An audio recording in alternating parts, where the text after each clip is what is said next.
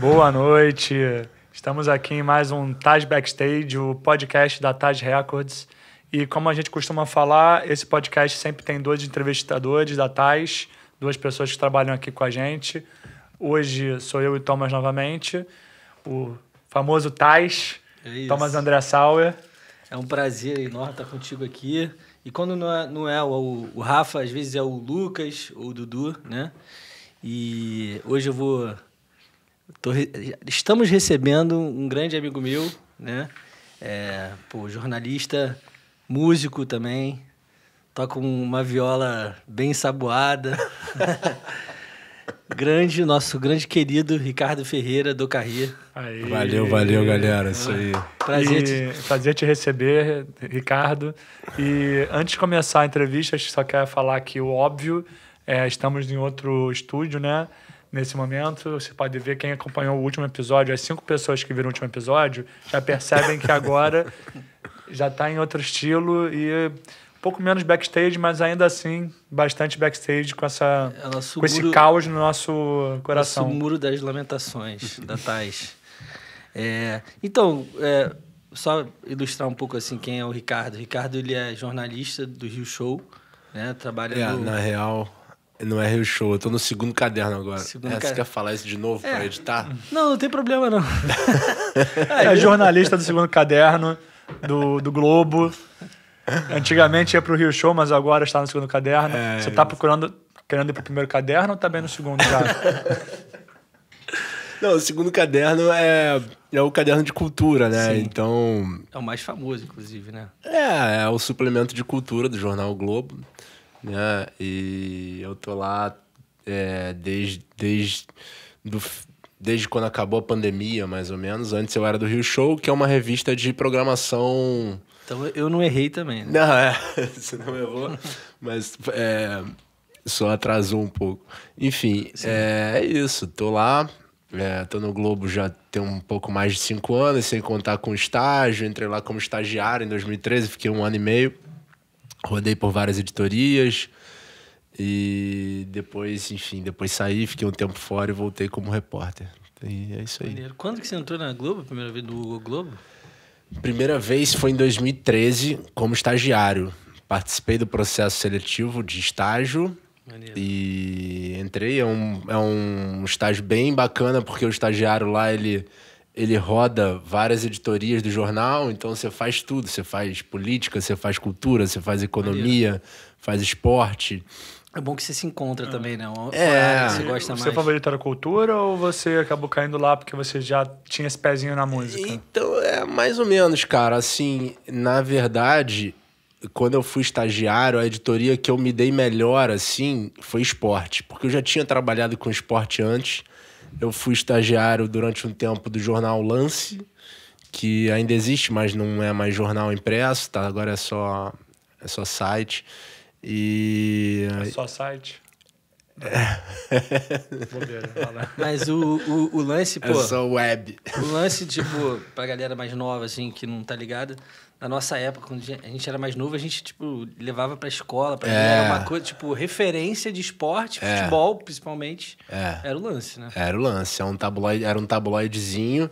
E eu lembro de um moleque indo pra escola, eu passava na banca, comprava um Lance. Sim, e ficava lendo ali, às vezes, durante a aula, as coisas do Botafogo. Sou torcedor do Botafogo.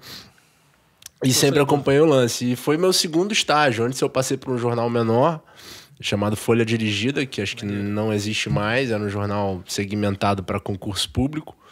Aí depois eu fui estagiário do Lance. E depois eu fui pro Globo. Globo e Extra, né? Sim. O programa de estágio, ele te roda pelo Globo, pelo Extra, e na época ainda tinha o Expresso. O grupo das empresas. Mas deixa eu te perguntar, você não só trabalhou como jornalista, né? Queria que você falasse um pouco, começar assim, qual é a sua ligação com a música? Onde foi a sua primeira ligação com a música? Assim? Legal. Cara, a minha ligação com a música, eu acho que vem muito do meu pai, quando eu era moleque, assim, quando eu era muito moleque. O meu pai sempre me apresentou muita coisa de música, sempre me apresentou os artistas brasileiros, sempre me mostrou, sempre me levou para shows.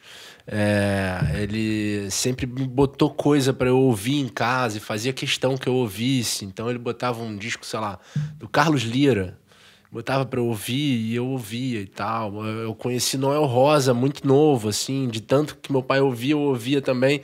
Então peguei muita coisa dele ainda criança, assim. E quando eu fiz 13 anos, mais ou menos, eu comecei a fazer aula de violão e aí peguei muito gosto pelo instrumento, que eu adoro até hoje. Enfim, hoje eu não tenho tanto tempo para me dedicar como eu gostaria, mas gosto muito. Sim. E de lá para cá, esse amor assim, com a música só cresceu. E fiz muita coisa relacionada à música antes até de começar a trabalhar com jornalismo. Sim. E você já teve bandas também, né? Você começou, quando você descobriu foi o violão, né? Você começou a tocar violão. Sim. E aí você na escola, você teve esse contato com amigos e tal? Você teve banda? Como foi isso? Na verdade, a minha primeira banda foi com o Chico, nosso amigo, você conhece, né? Sim. O Chico, a gente formou uma banda chamada Satélite. E a gente fez algumas músicas e tal, a gente fez alguns shows, era divertido e tal, acabou não andando pra frente, a gente meio que parou. Até a gente ensaiou há um tempinho atrás, assim, a gente reuniu a banda de novo.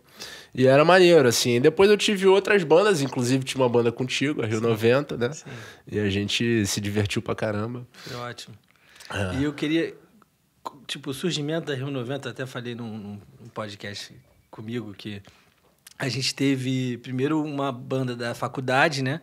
E aí eu queria puxar isso para você, porque antes de a gente formar essa banda da faculdade, você já trabalhava no DCE, né? Sim. Você participava do DCE, mas era trabalho, porque organizava, enfim, eventos e um deles muito famoso que é o Festival de Primavera da PUC, né? Sim. O Festival de Primavera, cara, na minha época, assim, lá no começo de 2011, foi quando a gente fez o festival. Eu acho que eu participei de 3 festivais. Acho que você fez um antes de 2011. Eu fiz 2010, 2011 e 2012, se eu não me engano. 2012 eu já tava meio que saindo, assim. E na época, ele era conhecido como o maior festival universitário do Brasil. Foi irado? Não é mais, não? Ou você não sabe? Não sei, porque o festival ele já foi muito maior, assim. Tem fotos de arquivo do Caetano Veloso tocando no ginásio, o ginásio abarrotado de gente. Mas a PUC tem um problema sério ali da Associação de Moradores da Gávea, que de tanto reclamarem todo ano, o festival foi dando uma minguada, assim, e ele não é mais o que ele era. Mas eu ainda peguei essa época, assim, de ginásio lotado. A gente lotou ginásio. Cara, inclusive eu lembro, nem sabia que era com você, nem sei se é com você, mas eu lembro que teve uma vez Moraes Moreira, se eu não estou enganado, lá na ginásio da PUC. Eu tentei entrar e não consegui. Fiquei lá fora bebendo. Esse eu acho que eu não fiz. Esse eu acho que foi depois da minha... Pô, mas não sei se foi... Se antes era maior, pô, imagina Moraes Moreira numa coisa de universidade, não é? Absurdo. Absurdo. Na mesma época eu ia ver ele no Circo Voador, na Fundição, sabe? Sim. Era... Absurdo.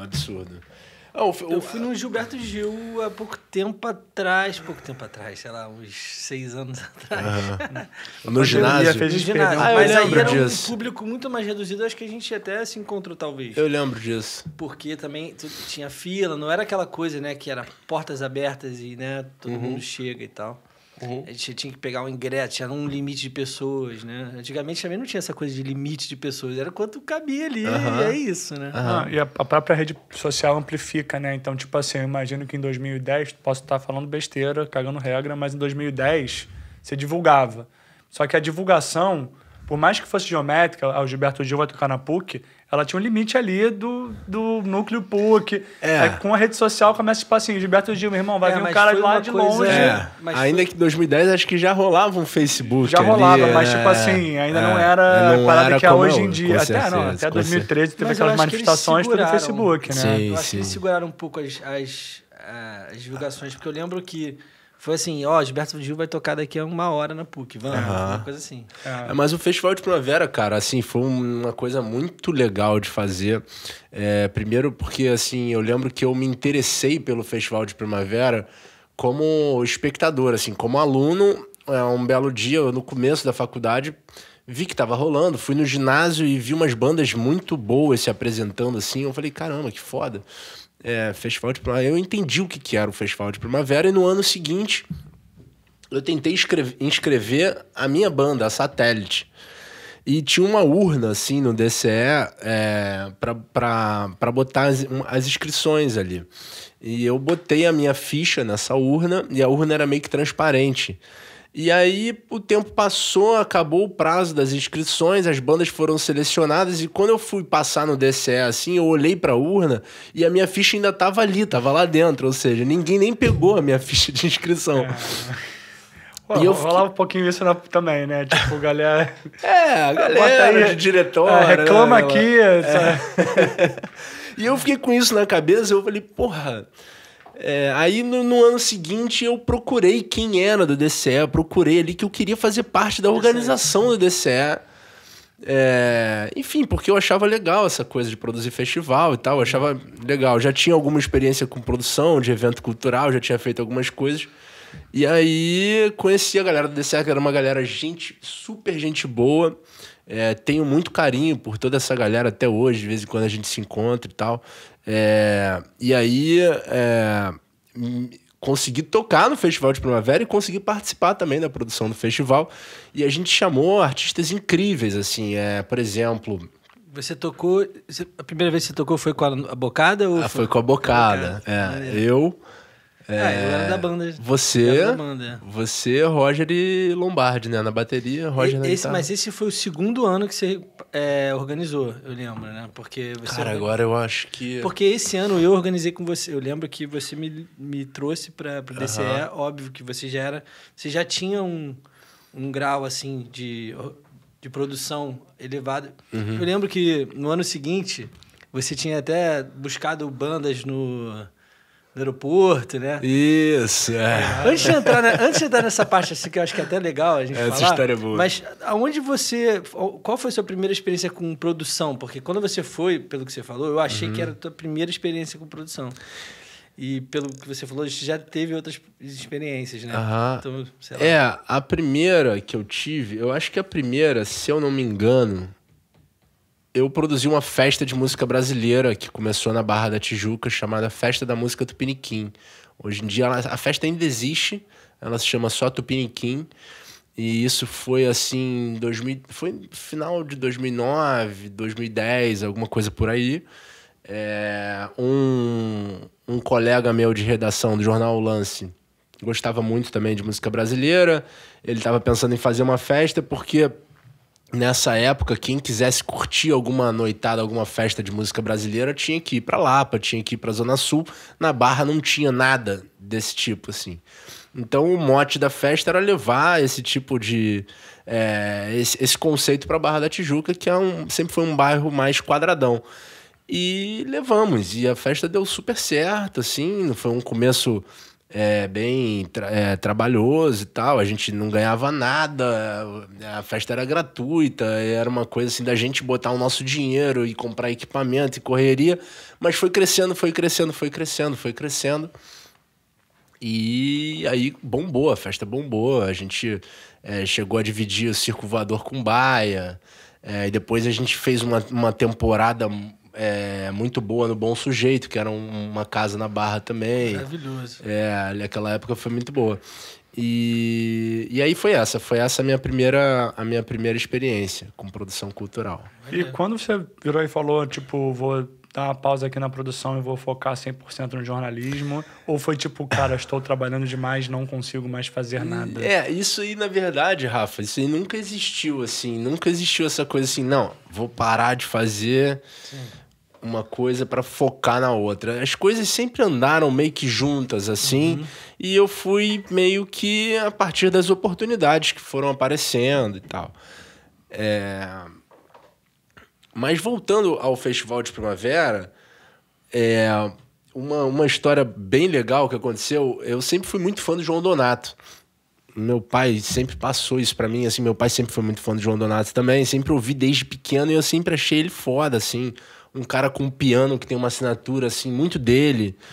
É um cara difícil de achar alguém, assim, no Brasil que tem esse piano tão João Donato, assim, é um piano dele, assim, eu sempre achei uma coisa meio, que tem uma coisa cubana, tem uma coisa latina, tem um swingado que eu sempre gostei muito. E aí no festival, acho que foi 2011 ou 10, né? Eu já tava no DCE, né? Aí a gente tava meio que matutando, assim, quais artistas que a gente ia chamar. E aí eu sugeri o João Donato. Eu lembro que na época a galera do DCE falou, será João Donato? Porque não era uma coisa assim tão popular, entre a garotada, uma coisa, sei lá, será João Donato e tal. Mas a gente acabou comprando a ideia e eu entrei em contato com a empresária dele, que é a esposa dele, a Ivone. E enfim, a gente negociou lá com ele e ele acabou topando tocar. Foda.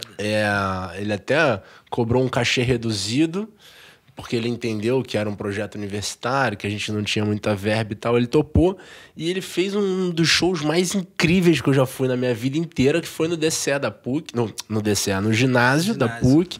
O ginásio lotado e ele foi ovacionado, foi aplaudidíssimo, foi uma noite inesquecível, assim. E depois, anos depois, eu trabalhando no Globo já como repórter, eu entrevistei o João Donato e depois conversando com a Ivone, eu falei pra ela que eu que tinha tratado com ela, aquele show do festival e tal, e ela disse pra mim que esse show tinha sido muito importante pro João Donato, tinha sido muito simbólico para ele se reconectar com o público jovem. E eu fiquei muito feliz, fiquei muito feliz. É interessante porque às vezes a gente acha que, normal, um show, mas às vezes a gente tá fazendo um bem danado para alguém, para alguma pessoa. E toda a história por trás também, né? Uma coisa assim, boba, né? Que poderia ser banal para uma pessoa desse nível. João Donato, não é qualquer um, sabe? Sim, sem dúvida. Você vai ver que foi super influente. Eu acho que, sempre é divertido, assim, quando você descobre esse tipo de coisa, né? Sem dúvida, irmão. Ricardo, eu queria que tu contasse também um pouco, depois disso, né? Você me chamou para uma... Isso eu vou falar para a galera, né? Uhum. Você me chamou para... Você estava abrindo um negócio com um amigo nosso, o Edgar, né? Edgar Lopes. Vocês iam fazer uma produtora chamada Repartição Pública. Sim. E era de eventos. E aí eu queria que você contasse um pouco dessa época, assim. Foi curta, mas foi legal. A gente fez coisas legais. Sim, cara. A repartição pública foi uma ideia que... essa coisa de fazendo faculdade de jornalismo, mas querendo movimentar também, querendo produzir dentro da cultura. Meu pai, ele tinha uma fábrica que estava desativada e essa fábrica ela tinha umas salas que estavam desocupadas e a gente pensou, por que não a gente não faz aqui, a gente não monta aqui uma produtora e tal, e para trabalhar com cultura e para fazer eventos e tal. E aí a gente começamos nós três, né? A gente fez alguns eventos, a gente fez o Canja, que era um evento de botar uma banda assim mais consagrada junto com outra abrindo, né? Sim. E foi legal, a gente lotou ali Foi o Empório, né? O Empório de Ipanema. Teve o recorde, tu lembra? Fez um recorde de público lá no Empório. Foi um recorde de público. Lá em cima, né? Na época, Nem sei se aquele espaço ainda existe, né? Cara, existe. Cara, o Empório ainda existe. Não, eu vou lá em cima, firme eu imagino que sim, porque, tipo assim, o Empório todo existe. Então deve estar... Eu não vou lá, 6 anos, mas... Cara, eu vou falar, continua igual. É sempre gringo, louco. Sempre aquela pegada, né? Gente maluca, bêbada, é maravilhoso. Nunca vou, mas sempre que passo, rola aquela nostalgia, né? Sim. Porque, pra quem não conhece o Empório... Era um lugar, tipo, em Ipanema, que já é difícil você ter um bar até madrugada. E, cara, tipo, ficava aberto até 4, 5, 6 da manhã. Sim. Então era sempre o pós-night, era sempre lá. Ficava cheio tipo, depois de meia-noite, uma hora. Você passava lá, sei lá, às 10 não tava ninguém, 1 da manhã, 2, aquele tá fervendo, cheio de gente. 4 só zumbi, né? 4 só zumbi. Bando de zumbi, mas divertido. Tem um projeto legal que a gente fez, que foi o último projeto assim nosso, que foi o show do Kiko, né? Sim, o show do Kiko foi maneiro. O show do Kiko, quem trouxe o show do Kiko, assim, pra mesa foi o Thiago Quintela, que é um grande amigo nosso também. O Thiago também jornalista esportivo. Ele começou ele fez uma parceria com um amigo dele de Porto Alegre. E, na verdade, o Kiko surgiu porque ele fez uma matéria com o Kiko, entrevistando o Kiko no estádio olímpico do Grêmio, que já foi demolido. E a matéria maravilhosa, até quem quiser procurar aí no Google, joga Thiago Quintela, Kiko Chaves Olímpico Grêmio, que vai achar, e a matéria é fantástica. E o Carlos Villagrán, que é o ator que faz o Kiko, ele tem uma relação muito forte com o futebol, fã da seleção brasileira. Ele era fotógrafo, parece que ele foi fotógrafo na Copa de 70. Caramba. E acompanhou os jogos do Brasil na beira do campo, ou foi 70, ou foi, não sei, mas ele tem uma relação super íntima assim, com o futebol brasileiro. E aí nessa coisa pintou, parece que o Carlos Villagrán estava se aposentando, que ele não ia mais se apresentar como Kiko, e rolou um negócio desse dele vir para o Brasil fazer o último show do Kiko. E esse show caiu na mão do Quintela para ele produzir esse show. O Kiko do Chaves. O Kiko do Chaves. Eu achei que era um artista que eu não tava conhecendo. Não, cara. o Kiko do Chaves. O Kiko do Chaves. Que foda. A gente trabalhou com ele. A gente, o Thomas ficou pra cima e pra baixo. Pode falar, o cara parceiro. Parceiraço. Eu não tive. O Thomas teve muito mais contato com ele do que eu. Você não me contou essa, cara. Que isso, Kiko, brother. Cara, isso aí deve dar um nervosinho, né? No começo, depois foi de boa. Eu busquei ele no aeroporto. Não, acho que Quintela buscou, mas eu rodava com ele nos lugares, pouco, assim. A gente foi fiz a entrevista de imprensa com ele. No hotel, né? No hotel na Barra, né? No hotel na Barra, lá no... Transamérica, não? Acho que era o Windsor, pode ser? Windsor. E depois disso ele parou de fazer show. E aí ele fez um show, foi legal, mais. porque o Quintela fez uma parceria com o Circo do Marcos Frota. Circo do Marcos Frota, e aí foi o show lá, foi super legal. Eu lembro que no dia do show, eu fiquei cuidando da venda dos produtos do Kiko, que ele tinha os produtos dele. E aí ele pediu, aí eu acabei ficando, foi engraçado isso. E aí, qual foi a venda que eu fiz? Eu vendi uma camisa pra Tata Werneck. Eu lembro da Tata lá, ela tava lá. Eu fiquei trocando uma ideia com ela, eu nem conhecia ela direito ainda. Assim, e ela super gente boa. Acho que ela era da MTV muito ainda. Fã, na época da Tata MTV. Werneck, muito fã do Kiko, assim. Ela era muito fã. Eu lembro disso. Eu gostava, engraçado que essa galera da MTV, assim, os comediantes, Jadnet. Cara, na época da MTV eu achava eles maravilhosos. Eu acho, tipo, a Adnet nunca chegou pra mim no nível do 15 minutos. Eu ria tanto no 15 minutos. 15 minutos. Não quer dizer que ele é bom. ruim, mas é que eu gostava tanto. Ele é um gênio. Não, ele é um gênio. Mas, cara, eu acho, tipo assim, nunca vi. Mas vai ver a comédia que você gostava também. Pode ser. Não sei direito. Ou talvez ele tava mais de liberdade. Não tenho certeza. Era gênio. Era genial. A única coisa que ele fez na Globo, assim, eu não acompanho tanto quanto eu acompanhava na MTV, que eu achei, assim, genial, foi aquela Sinta-se em Casa na pandemia. Que, eu lembro que Era muito bom. Na pandemia eu tinha vontade de ver. Tipo, cara, eu quero ver o Adnet porque... Era genial aquilo ali, era muito bom, muito bom. O que eu acho genial dele, outros trabalhos, tem vários, né? Mas imitando os políticos, assim... Ele é gênio, cara. Ele é gênio. Ele era maravilhoso. Ele conseguiu pegar um momento ele tá em que outra era prateleira. tenso e era, sabe, ninguém aguentava, mas era importante debater. E ele conseguiu transformar esse momento numa piada, assim, que todo mundo ria pra caramba. É verdade. E Adnet, estamos te esperando aqui no backstage. Quando você quiser vir, portas estão abertas. Mas aí, Duca Rio, eu vou te chamar de Duca Rio. Tá. Duca Rio, eu queria que você falasse também um pouco...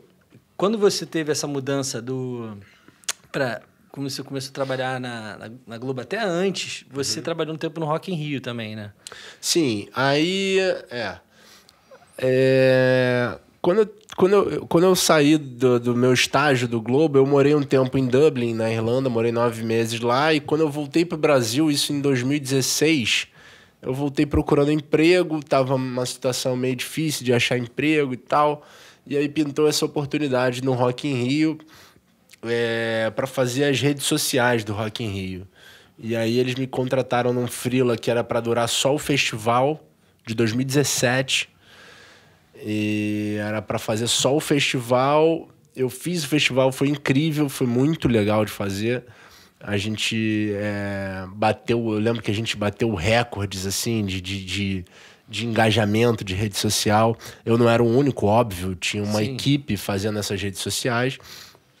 E foi muito legal. Você fazia o quê? Conteúdo mesmo? Eu fazia conteúdo para rede social e também fazia algumas matérias para o site do Rock in Rio. Maneiro. E também fazia uma coisa que eu adorava fazer, era a crônica do dia no final, quando os fogos surgiam atrás do Palco Mundo, eu publicava no site do Rock in Rio uma crônica contando como tinha sido aquele dia, fazendo um resumão daquele dia. Maneiro. E foi muito legal, foi uma experiência muito legal, assim. E foi exatamente depois dali que você foi pro Globo, né? Ou não? Você chegou... Aí depois fiquei... Aí o que era para ter durado só o festival, eles ampliaram meu freela, acabei ficando uns 6, 7 meses no Rock in Rio. E depois do Rock in Rio, eu não lembro quanto tempo eu fiquei assim, meio que sem nada, mas não demorou muito, apareceu essa vaga no Globo. Apareceu essa vaga no Rio Show, que foi onde eu entrei. Aí você já foi direto no Rio Show? O estágio que você fez foi antes disso, né? Isso, foi bem antes. Você já estava profissional. E, pô, o Rio Show deve ser bem interessante, né? Você poder ir em todas as exposições, todos os shows, ganhando pra isso, né? Tipo, não só isso, você deve ganhar de VIP, deve ganhar todas as coisas boas, ele ganha, né? Com certeza. Assim... Cara, trabalho com música pra ganhar VIP, nunca ganhei um VIP. Meu sonho é ganhar um VIP. É sacanagem. Não, pior que hoje em dia eu nem peço mais, porque eu já ouvi muita gente reclamando, que eu concordo, né? Porque, pô, imagina, você é amigo de alguém que ganha dinheiro vendendo ingresso de show e tu vai lá pedir o ingresso de show da pessoa. Sacanagem, sabe? Bem ou mal ganha pão dele. Você não pede para um advogado fazer um contrato para você de graça. Claro. Então, hoje em dia, eu também não peço. Tem uma coisa, um amigo meu que é ator, ele dizia, que eu acho que, se eu não me engano, a Bibi Ferreira, a grande dama aí do teatro brasileiro, ela dizia isso, que não me peça a única coisa que eu tenho para te vender. Ou seja, né? Sacanagem. É o ganha-pão da pessoa. Exatamente. Então... Agora, muitos eventos, os eventos grandes, eles já têm uma cota separada para jornalistas, né? Sim. Assim, aí esse período que eu comecei no Rio Show foi muito legal. Eu fiquei um tempo até não fazendo música, mas fazendo artes plásticas. E foi incrível, assim, porque eu aprendi muita coisa que eu não conhecia. Fui em muitas exposições, falei com muitos artistas, falei com muitos curadores. Por exemplo, teve uma exposição incrível aqui do Basquiat no CCBB, não lembro se vocês lembram. Acho que eu fui. Quando foi? Antes da pandemia ou depois? Antes. Cara, eu acho que quase certo 19, que eu fui, cara. Antes da pandemia. Essa exposição foi incrível. Foi a maior exposição do Basquiat aqui no Brasil. Não, aí depois do Rio foi para os outros CCBBs, né? Foi para o CCBB então, de São Paulo, de BH. Sim, tenho certeza que eu fui nessa. Cara, maravilhoso. Incrível. Acho que as obras eram de um magnata israelense, colecionador de arte. E tô dando um exemplo assim das coisas que o trabalho proporciona de legal. Sim. Nessa exposição eu tive a oportunidade de percorrer toda a exposição com o curador do meu lado, me dando uma visita guiada, explicando o que era, as fases do artista, o que representava cada coisa, antes de abrir a exposição. Só eu e ele, quando a exposição ainda não tinha aberto para o público. Então essas coisas aconteciam assim, né, durante essa cobertura de artes plásticas, e eu cresci muito culturalmente, aprendi muito Aprendi muito mesmo, assim, foi incrível. Mas o que eu sempre quis fazer era música, né? Sim. E acabei caindo lá. Pô, isso é muita sorte, né? Como as coisas vão se organizando para que dê certo no final. Você também acabou aprendendo muito sobre arte e começou a gostar, né? Sim. Então, assim, isso é interessante também. Sem dúvida. Mas então, aproveitando que você tocou, que você acabou trabalhando mais com música e é o que você mais gosta também. Uhum. Qual foi a matéria, ou quais foram as matérias assim, que no Rio Show, quando você estava no Rio Show, que te orgulham de ter participado e, enfim, te deixaram com mais frio na barriga também? Assim, o Rio Show, ele é um caderno cultural e, assim, a natureza dele, ele não tem matérias muito grandes, assim, matérias muito rebuscadas. É uma coisa para ser mais rápida mesmo, para ser um guiazinho ali para quando chega na sexta-feira, você tá querendo fazer alguma coisa no fim de semana, para você se programar, você pega o Rio Show e você vê o que tá acontecendo no teatro, na disposição de show. Então, fiz ótimas matérias no Rio Show. Eu posso lembrar, a gente fazia capas, assim... sobre assuntos diversos. Por exemplo, uma das que eu mais gostei de fazer foi um roteiro sobre vitrais no Rio de Janeiro, né? Então, eu fiz uma pesquisa, uma apuração, falei com uma galera para a gente ver quais eram os vitrais mais bonitos da cidade e pra gente traçar esse roteiro. E aprendi muito sobre a arte do vitral. O que é vitral? O vitral é aquela... É arte em vidro, né? É uma composição de vidro, de vidros coloridos numa ligadura de chumbo, assim. Sim. Isso se usava muito nas construções antigas, foi perdendo a força. Hoje em dia você não vê mais construção nova com vitral, mas as antigas tinham vitrais belíssimos e conhecia assim, vitrais maravilhosos assim, e figuras incríveis também, como um vitralista chamado Cesare Formenti, que era um cara que fazia vitrais incríveis. E ele fez o vitral, por exemplo... da sede do Fluminense, se eu não me engano, que tem um jogo de vitral maravilhoso. E esse cara era italiano. Ele fez outras coisas também. Acho que o piso da sede do Jockey é dele. Ele fez muita coisa legal, se jogar no Google aí. Então fiz essa matéria sobre vitrais, fiz um roteiro sobre azulejos da cidade, onde ver os azulejos, os conjuntos de azulejos mais legais da cidade. Portões históricos da cidade. Então, um roteiro pelos portões do Rio. E a gente fazia umas matérias assim. Isso é interessante, né? Porque o Rio Show, assim, sem querer parecer velho, voltando a falar nesse assunto, pô, quando a gente era mais novo e existia uma dificuldade de acessar a informação, cara, o Rio Show era a melhor parada do mundo. Porque você...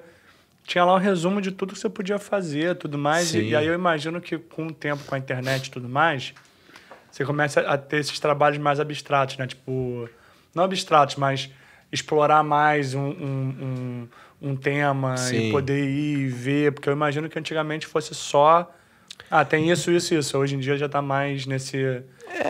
tem essa coisa realmente que você falou, por exemplo, o Rio Show, algumas páginas do caderno eram dedicadas a mostrar para o leitor quais filmes estavam sendo exibidos nas salas de cinema do Rio de Janeiro inteiro. Cara, eu adorava isso. Isso você tem no teu celular hoje em dia. Mas ainda assim, verdade. Mesmo assim, a revista cumpre uma função. Sim. Claro. Afinal, não é todo mundo que está com o celular, ambientado com o celular. Exatamente. E não é todo mundo que gosta de ficar nessa casa. Então, a revista, às vezes, é uma coisa prática. Então, eu não acho que uma coisa anula a outra. Sim, e eu acho que tem espaço para tudo. Embora hoje o Rio Show não faça mais cinema. Hoje, se você pega, ele não dá mais cinema. Mas também a função do cinema, como você falou, tipo, de botar lá as salas, beleza, não precisa, mas é uma referência também. É uma referência. Né? Com certeza. E era muita referência do cinema também na época. Sim. Você queria ver a crítica, você ia no Rio Show, né? Sim. Exatamente. Mas quando eu puxei essa pergunta, eu queria outra coisa, tentei jogar aí, você não mordeu. Que é... Quais foram os artistas que você entrevistou e fez matérias assim que você acha que assim foi relevante para você e enfim? Cara, nesse tempo aí eu falei com bastante gente, muita gente legal, muita gente que eu já que eu tinha maior respeito e admiração, assim, até mesmo antes de ser jornalista. Tem entrevistas que me marcaram muito, assim. Acho que vale falar, por exemplo, de caras assim que no telefone nem se comportam como artista. Sim. Tamanha humildade, tamanha tranquilidade e espontaneidade para conversar no telefone. Por exemplo, Paulinho da Viola, cara. O Paulinho da Viola é um amor de pessoa. Ele parece. Lembro que a gente ainda tava na época da pandemia, assim, e ele ia fazer um show na Cidade das Artes, se eu não me engano, que ia ser transmitido pelo Globoplay, e eu fiz uma matéria com ele para falar desse show, e ele foi um amor de pessoa. Incrível, Paulinho da Viola, realmente um cara, assim, um sujeito nota 1000, assim. Tem outros, assim, tanta gente que, assim, agora tentando lembrar. Que isso Mas, por exemplo... O João Donato, você falou, né? O João Donato. Teve um que eu achei curioso, assim, de fazer, foi o Lobão, cara. Eu lembrava do Lobão. O Lobão, eu sempre achei ele um cara foda, assim, musicalmente falando. Sempre achei ele foda mesmo, assim. Eu, quando eu era moleque, quando eu era mais novo, assim, sempre ouvi muito Lobão. E aí depois, essa situação política que o país atravessou, o Lobão Sim. acabou escolhendo o caminho dele, o que eu também... Quem sou eu para julgar? E ele acabou, vamos dizer assim, ele acabou ficando um pouco escanteado, assim, pela mídia, de uma forma geral. Sim. E... eu, quando sugeri fazer a matéria com o Lobão, eu achei que a galera no meu trabalho nem ia comprar tanto a ideia, mas compraram. E eu fui na casa do Lobão em São Paulo. Fui até com um amigo meu, o Beat, que ele mora em São Paulo, a gente foi junto. E o Lobão recebeu a gente na casa dele. E o Lobão foi um amor de pessoa com a gente. Um cara super gentil, solícito. A gente bateu um papo assim de 2 horas, a gente conversou sobre muita coisa. Muita coisa. A gente conversou sobre política, a gente conversou sobre drogas, a gente conversou sobre os anos 80, aquela loucura que foi os anos 80, que o Lobão viveu muito bem. A gente conversou sobre Blitz, né? O Lobão tem uma história com a Blitz, foi baterista da Blitz. E foi incrível, cara, foi incrível, assim. E acabou sendo capa do segundo caderno. É uma entrevista que eu leio hoje em dia. Às vezes eu gosto de ler coisas antigas assim que eu fiz. Sim. E às vezes eu pego essa pra ler de novo. Você guarda as reportagens? Não guardo no papel, assim. Sim. Não guardo, não. Mas... Foi-se o tempo, né? Agora, uma coisa que eu tava me perguntando aqui.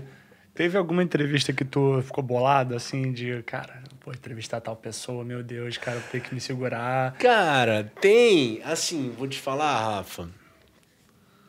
Tem certas figuras da música, assim, que parecem, pelo que a gente vê, que parecem que são pessoas muito, muito tranquilas e humildes. E na verdade, quando a gente vai entrevistar, assim, a gente vê que não é isso tudo. Mas eu não vou falar. Não fala, por favor. Não precisa. Não. Mas isso rola, cara. Isso rola. Às vezes rola você pegar o cara de mau humor também, sabe?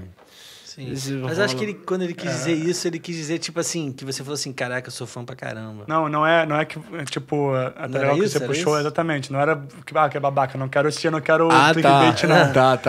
Mas, tipo assim, porque a gente também não vou falar muito, mas a gente se encontrou com uma pessoa e, cara, você fica nervoso às vezes, né? Não, isso rola. Tu fica bolado com algumas pessoas que tu se encontra lá e, pô, tipo assim, vou fazer o máximo pra não fazer nenhuma besteira aqui, pra, fazer o 442. Sim, não, mas isso rola sim, cara, isso rola.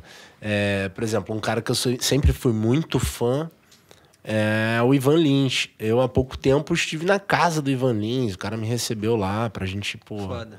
A gente bateu um papo super legal também foi capa do Segundo Caderno.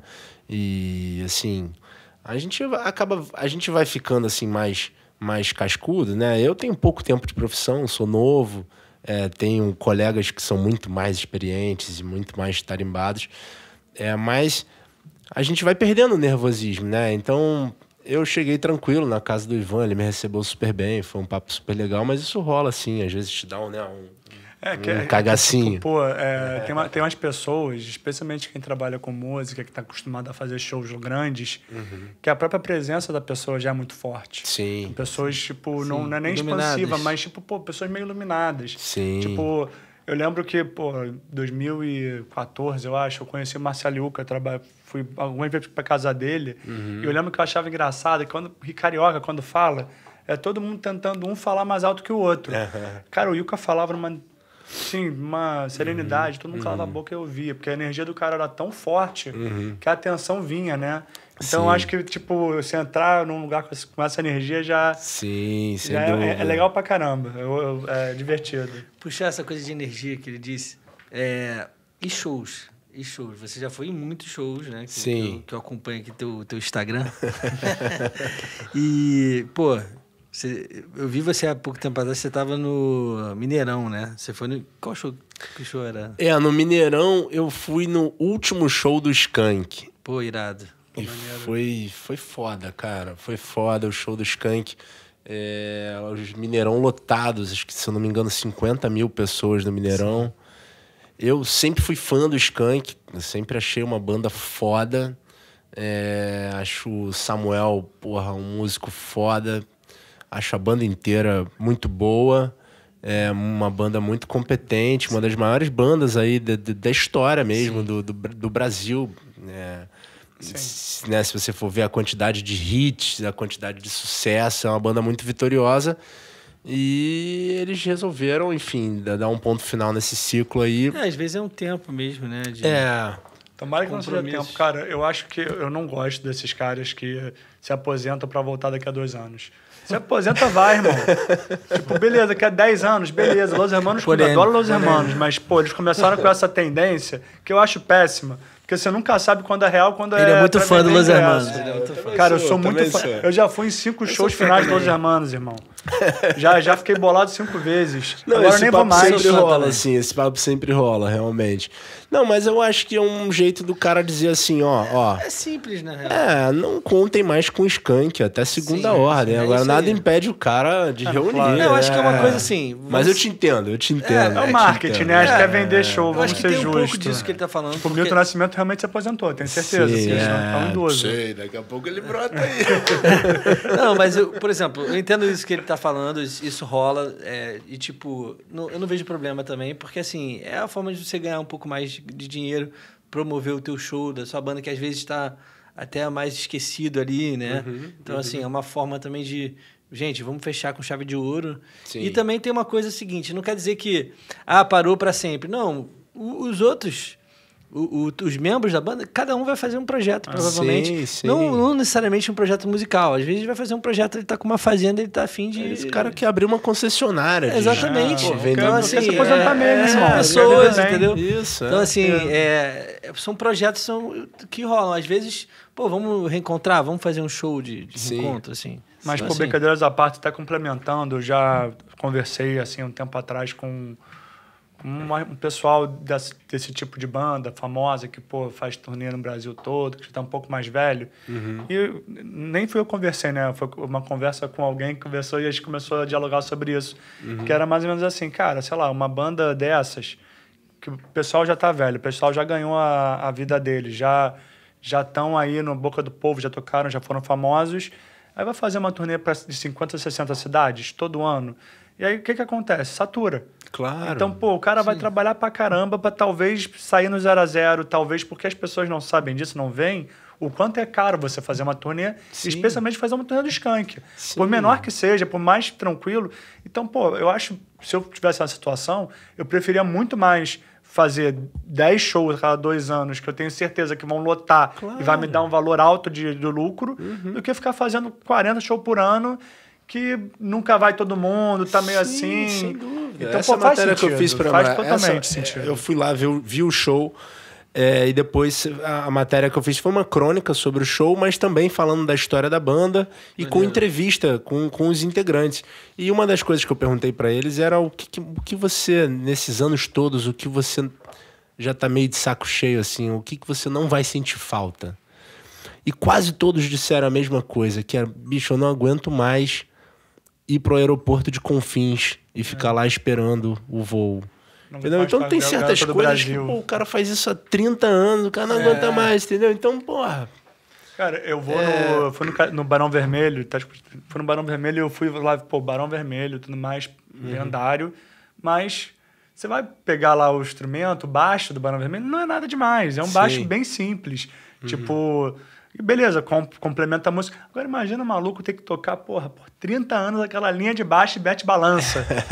Sabe, cansa, sabe? Tipo, não deve ser fácil. Eu acho que tem casos e casos. Sim, não, tem sem querer, sem querer exagerar. Até porque quando o músico é muito bom, ele consegue fazer a mesma parada de 500 formas diferentes. Sim. Mas, tipo, é mais a essência. Tipo, toda noite tu vai tocar a mesma música que já tá tocando há 40 anos. Não necessariamente também. Porque os artistas também, eles fazem álbum e eles também reciclam. Tanto que, o próprio Los Hermanos, né? Mas o Djavan... Ele toca o álbum dele novo e depois no final ele toca umas músicas mais famosas e tal, mas se ele for tocar todas as músicas que só sucesso, o show todo, ele não vai mostrar um novo trabalho, né? Tem artistas que tocam sempre, mas é estilos, né? Pois é, eu acho, até o Ivan Lins falou isso nessa entrevista que eu fiz com ele.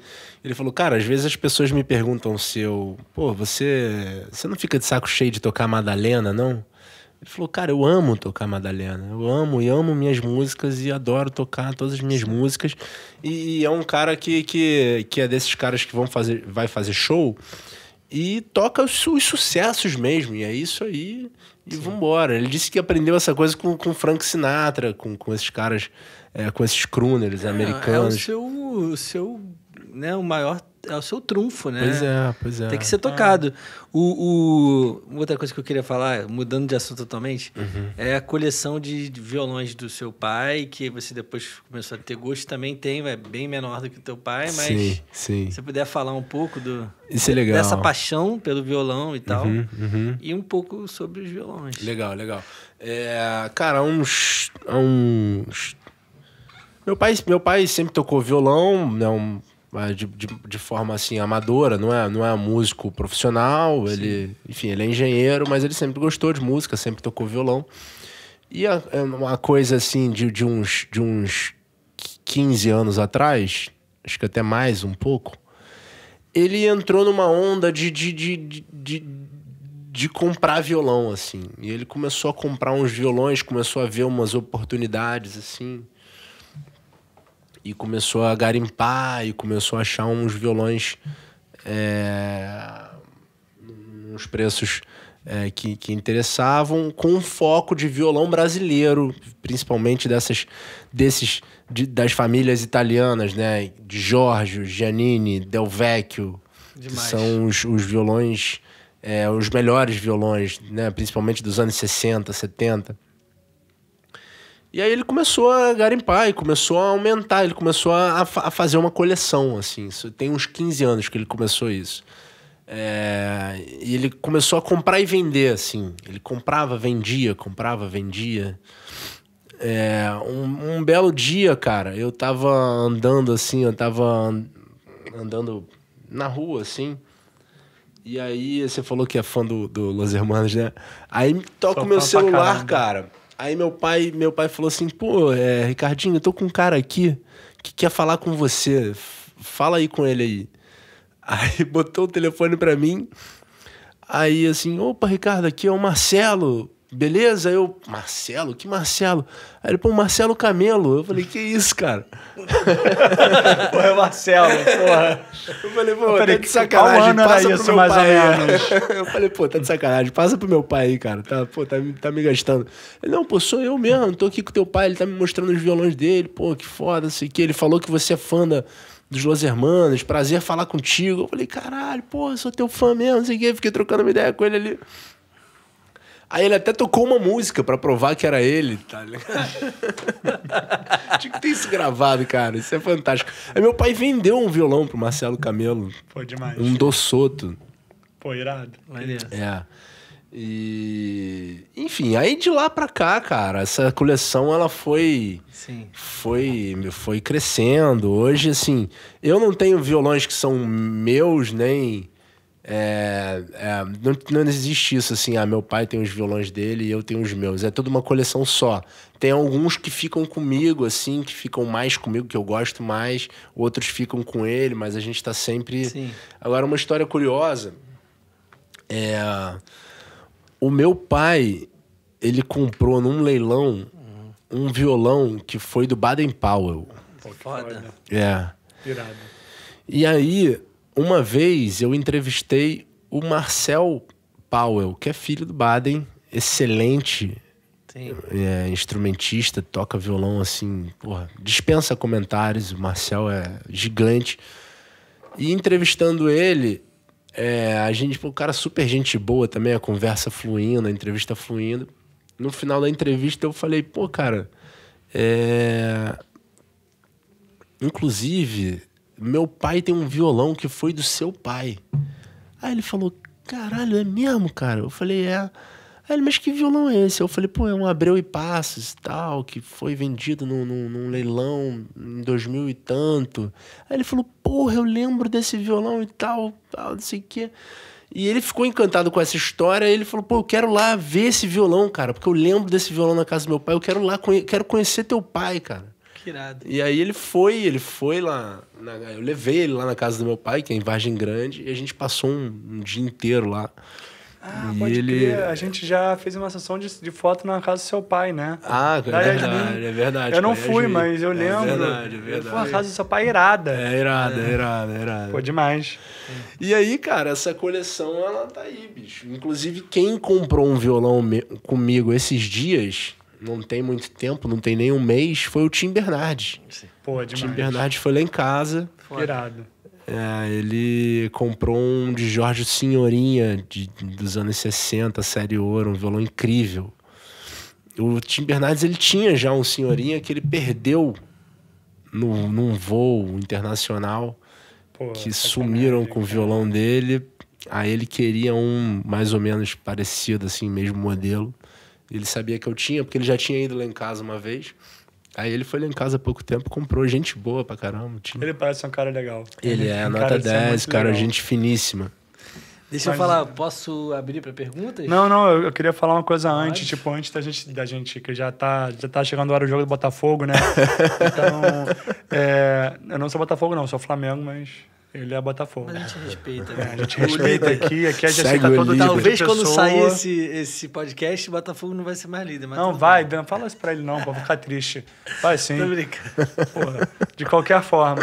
Cara, você que já tá nessa parada de mídia relacionado com música há muito tempo, pô, fala um pouquinho aí como é que as pessoas aqui que estão vendo a gente, que são músicos, podem tentar entrar em contato. Tipo, o que acontece? A gente sempre, hoje em dia... a gente tem uma relação muito direta com músico independente. Uhum. E a gente sabe como é fácil você fechar uma assessoria com um músico médio para grande, que tem orçamento, fecha uma assessoria de 3, 6 meses, irmão, vai aparecer em tudo que é jornal, porque se o cara for bom, ele consegue te botar em vários jornais. Mas você sendo mais ou menos, mas nem sempre. Mas vamos partir da premissa que a pessoa que você contratou é boa e que o artista com quem você está trabalhando também é reconhecido, também é bom. Então aí já facilita. Sim. Como é que você aconselharia o pessoal mais independente, com menos recurso, a conseguir entrar em contato com jornais, a conseguir falar com essas mídias voltadas para a música? Algo mais tipo assim técnico. Eu sei que é difícil, eu mesmo não sei direito o que fazer, mas... que você tem alguma dica para essa galera? Não necessariamente no Globo, porque o Globo é mais exclusivo. Mas eu imagino que você entenda um pouco sobre como funciona essa questão das matérias. Sim. Cara, assim... Realmente, assim... Eu não acho que que basta você ser bom e você ter uma assessoria muito boa que necessariamente você vai aparecer nos jornais. Sim. Não acho que é por aí. Até porque o jornal é um espaço pequeno, assim, né? A gente dá... O jornal, se você compra ele, o jornal na banca, você vai lá ver o jornal, a parte de cultura, não tem muito espaço, né? E é muito artista que está acontecendo, é muita coisa que está acontecendo. Sim. Muita gente lançando disco toda hora, muita coisa acontecendo, não dá conta, né? Então sobra gente, é difícil mesmo, não é uma conta que fecha com tanta simplicidade, assim, com tanta... Agora, o que eu posso falar? Eu acho que o artista ele tem que organizar o seu material de uma maneira clara e de uma maneira concisa. Ou seja, você fazer uma mini... Se você não tem dinheiro para pagar um assessor de imprensa, faça um exercício de organizar num papel a tua história, as tuas referências...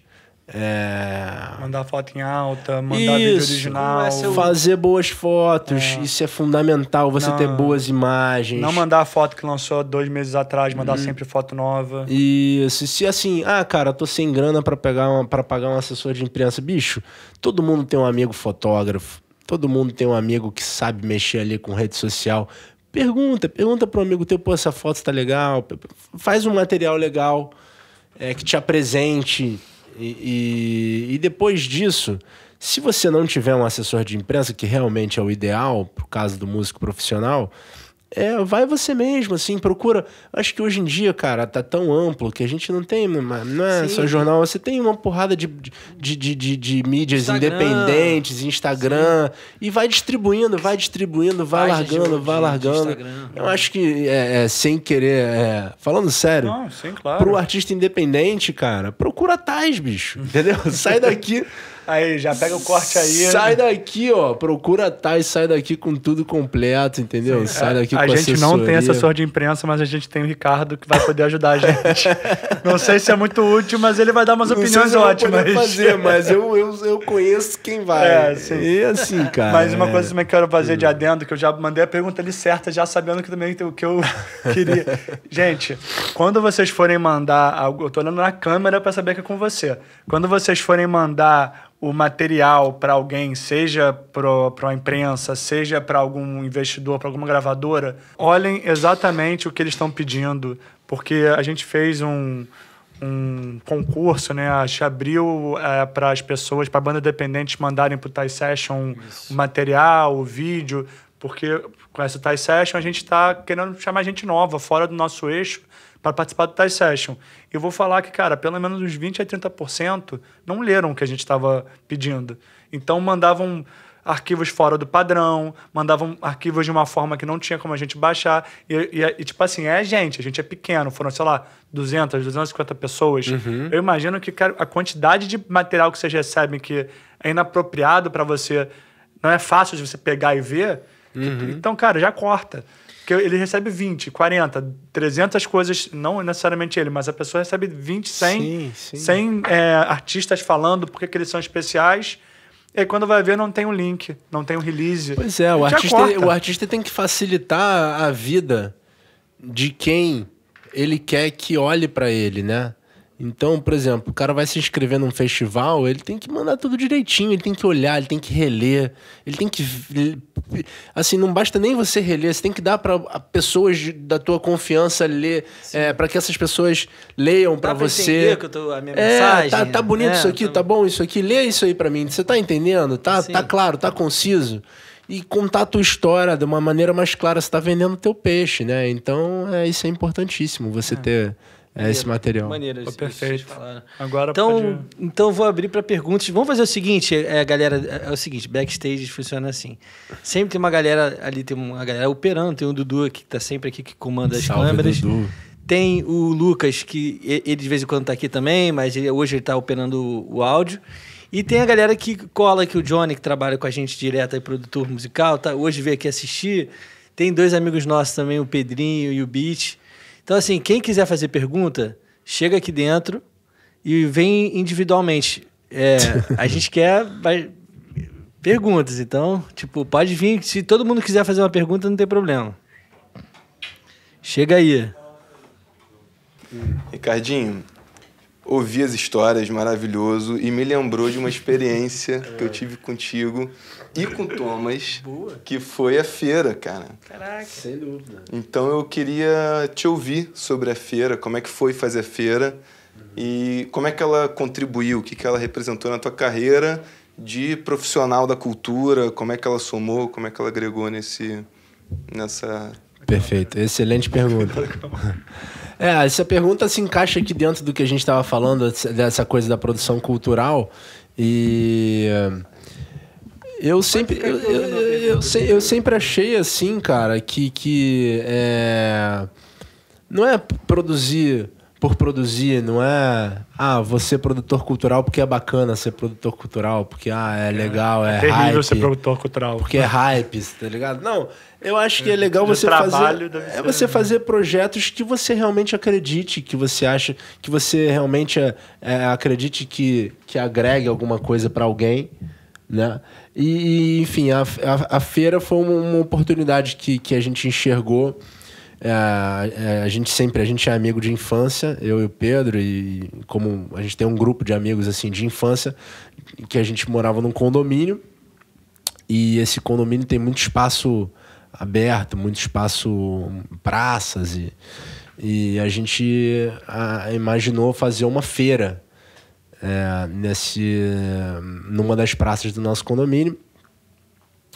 Eu já tinha feito com o Roger um pouco antes um festival nesse mesmo condomínio, que tocou a Orquestra Voadora, tocou umas bandas menores, tipo a nossa. Tocou a Sinara, que é a banda que viria a ser Gilsons, tocou a nossa, né, que eu já não estava na banda. Então eu era, não, por favor. E aí veio essa ideia de fazer a feira, porque eu achava que tem uma praça central no condomínio, que eu achava que essa praça era muito, assim, pouco utilizada pelo tamanho dela. Era uma praça bonita, assim, arborizada, espaçosa. E aí pensei, por que não dar uma utilidade aqui, fazer uma coisa legal para os moradores mesmo. E aí a gente fez, acho que duas edições dessa feira. Apesar de alguns problemas, a gente fez um trabalho bem bacana, assim, a gente chamou uma galera legal para tocar. Na primeira edição a gente chamou o Bom de Som, que é uma banda aqui do Rio, que a gente é muito fã, maneiro. Uma banda muito maneira. O Thomas... Aí quem fez a feira fui eu, Pedro e Thomas, né? A gente fez essa sociedade e a feira primeira. E foi maneiro de fazer, né? Foi irado. Fala um pouco aí, Thomas. Cara, foi... sempre com a gente vai ter que envolver música, né? Então, tipo, vamos fazer uma feira? Vamos. A gente era frequentador de feiras também. A gente gostava de ir em feiras. Uhum. E a gente fez uma pesquisa de campo também, né? Antes de fazer a feira. Então, a gente foi nas feiras, pesquisou os feirantes. Foi difícil. A gente fez uma lista de feirantes, porque nem todo feirante vai... você tinha que vender tua ideia de ir para uma feira que nunca teve antes, né? Como que você vai vender isso pro feirante? Na Barra para piorar, né? Mas a Barra ali no condomínio, que não tem essa cultura de feiras também, ainda tem isso, né? Porque na Barra ainda não tinha essa coisa de feiras, então assim... E a maioria dos feirantes que a gente colocou lá, né? A maioria era no centro, né? Trabalhava no centro, ali um ou outro ia na da Gávea, né? Mas 99% foi feirantes das feiras do centro. Sim. Então, assim, foi bem legal que a gente teve que fazer todo como fala? Pesquisa de campo. Além da pesquisa de campo, a gente fez uma curadoria também de tipo... tem que ter antiguidades, tem que ter... A gente até queria botar produtos orgânicos, a gente deu uma viajada de ter verduras, mas a gente cortou isso, que não ia dar certo, mas teve, enfim, vendendo geleias, coisas assim, foi bem legal. Foi bem maneiro. Enfim, lojas de roupa também. E, óbvio, em paralelo a isso, a gente queria botar um palco, botou um palco. A gente botou um belo palco, botou né? Um belo primeira palco. edição foi um belo palco. A gente chamou a Bárbara Pereira, que ela fez um grafite no Half Pipe, no né? Half Pipe. Enfim, foi bem legal. Foi bem maneiro mesmo, foi bem maneiro. E a gente vai voltar aí, fazer Como... Não sei em qual formato, mas alguma coisa a gente vai aprontar aí. Foi uma coisa que a gente gostou muito de fazer, mas cada um tem uma profissão aqui. O Pedrinho é advogado. Filma aí, Pedrinho. Entra aqui, Pedrinho, pra você botar Parece aqui do lado aqui. Parece aqui. Vai quebrar, vai quebrar. Esse é o Pedrinho. Que coisa, né?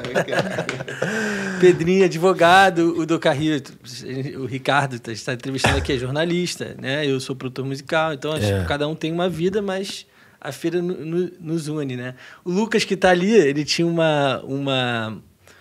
como posso dizer, uma loja de hambúrgueres, né? Uma hamburgueria vegana, que é o Pura Raiz. Que inclusive expôs na feira, expôs e vendeu todos os E era uma delícia esse hambúrguer. Aí, ó, viu? Era não. Ainda rola. Existe. Ele vende... Eu lembro que o de lentilha era sacanagem, era muito... Agora não é mais Pura Raiz, o Lucas depois faz a propaganda. Agora... Pô, esse aí era sensacional. Ele vendeu a marca, cara, agora... Era muito bom mesmo. Tinha um de grão de bico e um de lentilha. Aqui, lembrando todo mundo, isso aqui é o Tais Backstage, primeira vez nesse estúdio novo. Vocês vão ver muito essa parede de pedra, porque a partir de agora essa vai ser a nossa identidade. Prazer receber o Ricardo. Prazer todo meu, irmão. Prazer todo meu. De verdade, pô, obrigado por ter vindo. Espero que você tenha gostado. E você, espero que você também tenha gostado. Espero que você tenha ficado até o final. E pode esperar que daqui a pouco vai ter mais programas nossos no Tais Backstage. É isso, lembrando que sempre vai ter 2 pessoas aqui representando a Tais. Hoje fui eu e o Rafa, mas pode vir o Lucas, o Dudu tá devendo a vinda dele aí. E vamos que vamos, sempre trazendo alguém que trabalha com música, né? Não necessariamente um músico, hoje foi um jornalista, vamos trazer professores, vamos trazer, enfim, muitas pessoas interessantes aí. Se inscreva no nosso canal, tem o Tais Records e tem agora o Tais Backstage. Vamos que vamos. Valeu, galera. Valeu, galera. É isso aí. Só reforçar aí, fica de olho no Tais Backstage. Obrigado mais uma vez pela participação aqui. Prazer falar com vocês, que já são meus amigos aí. Força total pra Tais e vamos que vamos. Vamos que vamos. Um abraço. Valeu. Irmão, de novo, valeuzão. Tamo junto. Valeu.